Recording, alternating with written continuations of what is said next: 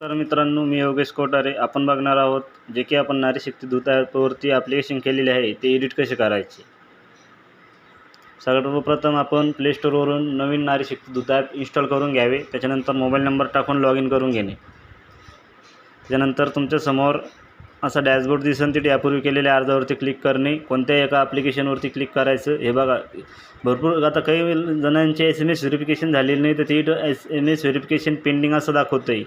हे बघा. त्याच्यानंतर तुम्हाला जो काही ॲप्लिकेशन एडिट करायचं आहे त्याच्यावरती क्लिक करायचं. थोडा वेळ लोड घेईल. हे बघा, इथे एडिट लिंक आलेली आहे.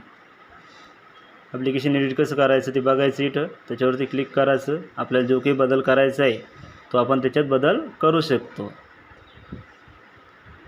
हे बघा, ह्या अशा पद्धतीनं तुम्हाला नाव चेंज करणे, मोबाईल नंबर बदलायचा आहे, तुम्ही कोणतं पण बदल करू शकता याच्यामध्ये. हे बघा, तुम्ही अपलोड केलेले डॉक्युमेंट दाखवतं आहे.